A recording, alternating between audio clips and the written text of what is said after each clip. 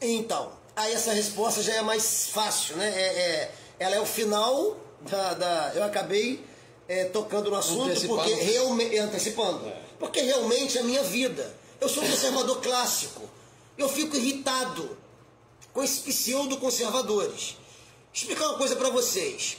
No movimento de direita que surgiu no nosso país, ele teve seu embrião colocado no útero da nossa nação entre os anos de 2012 e 2016, quando nós impeachmamos, afastamos uma chefe de Estado, e que culminou com a vitória do Jair Messias Bolsonaro em 2018. Esse movimento ele era muito embrionário naquela ocasião. É óbvio que muita gente que defendeu a vitória do capitão nas eleições de 2018 não conseguia entender direito o que estava acontecendo.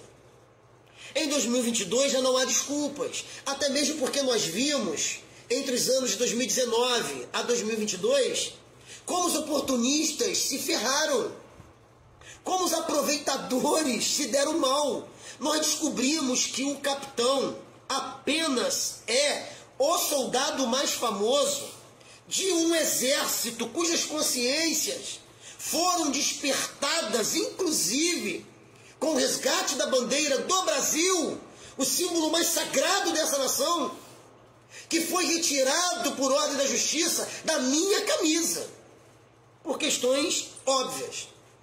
E depois de tudo isso, em 2022, já não havia mais desculpa para que cidades brasileiras não tivessem construído dia a dia entre os anos de 2019 e 2022, os 4 anos da gestão de uma equipe do governo federal absolutamente aprovada, apesar de terem falhado e fracassado em diversos aspectos. O saldo é absurdamente positivo.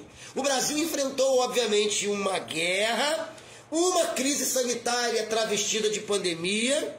O Brasil enfrentou questões climáticas e hídricas de forma séria, e ainda assim saltamos com condição de superávit para 2023, que vocês sabem que hoje já não existe. Eu não vou entrar nessa questão para discutir política federal. A pergunta feita aqui pela pauta do amigo Douglas é: esse movimento aconteceu, professor? Depois de 4 anos, de 2018 a 2022, já tinha um movimento formado? Não. Todo o grupo de aplicativo de mensagem com a sigla MDI, com a sigla Movimento Mito, Movimento Conservador, Movimento de Direita, Direita da Cidade Tal, continuou atabalhoado de 2019 até 2022, e eu avisava em 2018, nós vamos eleger o presidente da República, vamos eleger deputados federais, estaduais e senadores, nós vamos eleger o nosso governador. E outra, acertamos em quase todas as escolhas de 2018. Mas se quando for 2022, nós não tivermos um movimento consolidado, conservador em Itaperuna, eu, como um dos representantes mais eloquentes desse movimento, gritava: não negociem, não barganhem nos bastidores com candidatos a prefeito em 2020, porque isso vai chegar à conta depois. Aí o que fizemos em 2019?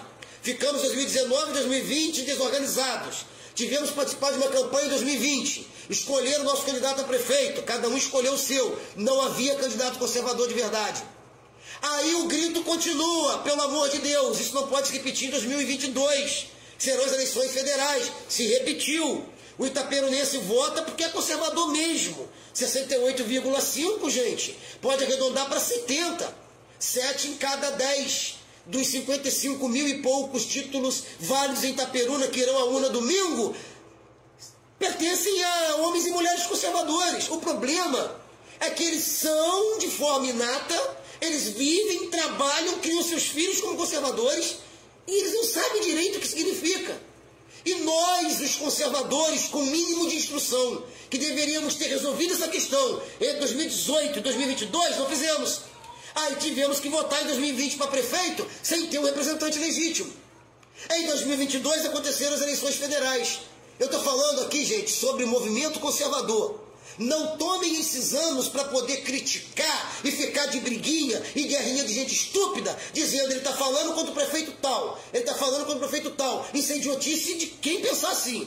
Eu não citei nenhum nome aqui. Eu estou falando de movimento conservador. Tivemos que engolir uma realidade de 2020, de passarmos por eleições municipais sem um candidato a prefeito com perfil plenamente conservador. Escolhemos aquele que nós quisemos. Em 2022, tivemos que votar para presidente, aí ficava fácil, muito fácil. Inclusive, eu pego agora um gancho para terminar a minha resposta. Candidatos a vereador em Itaperuna que se dizem conservadores. Só porque tem um número na frente do nome, um número. E candidatos a prefeitos em Itaperuna. Existe um teste fácil para você fazer, sem citar nomes aqui. Revisite as redes sociais dos candidatos a vereador em Itaperuna nos últimos 2 anos. Eleições federais de lá para cá. Ou vai até um pouco mais, 3 anos. E faça isso também. Tanto com os candidatos a prefeito, quanto os candidatos a vice-prefeito, quanto com seus assessores mais influentes, inclusive presidente de partido. E veja quantos deles de fato se comportaram como conservadores. Não tem dificuldade nenhuma. É só ir lá e consultar. Números à frente de números nunca significaram nada no Brasil.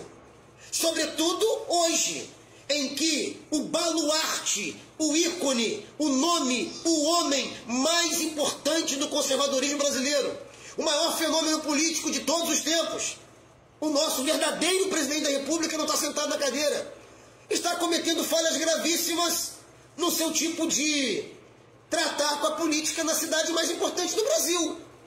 Para aqueles que me acusam de ser bolsonarista radical e bolsonarista fundamentalista, fica a minha resposta aqui na live. Não em provocação em grupo, não. Aqui eu quero falar, aqui eu aceito falar. Se eu fosse esse bolsonarista fanático, eu não diria o que eu vou falar nos próximos 10 segundos para encerrar aqui a minha participação nessa pauta. O nosso presidente, em quem eu votarei de novo, e se Deus permitir, será o presidente do Brasil, novamente. Ele está cometendo erros gravíssimos políticos por necessidades de bastidores em São Paulo. E vocês querem que um cara como o professor Wallace, que pensa como pensa antes mesmo de ter conhecido o Bolsonaro, vai ficar fazendo defesa de candidato e de partido?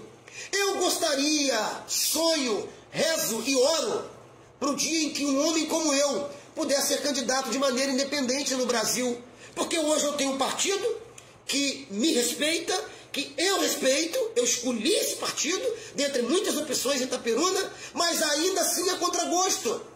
Eu vou apoiar um candidato a vereador, prefeito, porque ele é do partido A ou do partido B?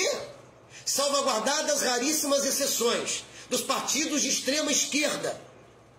Jamais deixem que legenda, jamais deixem que sigla, jamais deixem que homens que estão se posicionando como aqueles que são detentores e defensores reais do conservadorismo brasileiro, coloquem na cabeça de vocês que isso funciona dessa forma. Estou terminando a resposta dizendo, não há movimento conservador em Itaperuna. Vão me xingar em grupo, talvez até um comentário aqui mais desrespeitoso, vai entrar no ouvido, vai sair no outro, e após as eleições, eleito ou não, eu irei convocar aqueles que se julgam realmente representantes do movimento conservador, para iniciarmos uma nova fase da vida política de Itaperuna, porque eu não entrei na vida política para sair, independentemente do resultado das urnas. A partir de 2025, nós iremos iniciar um movimento para que em 2026 saibamos em quem votar nas eleições federais, para que em 2028 saibamos em quem votar sem nenhuma dificuldade para prefeito, e se necessário renovar a Câmara dos Vereadores, ou mantermos, a depender do que vai acontecer nos próximos anos. Muito obrigado pela pergunta.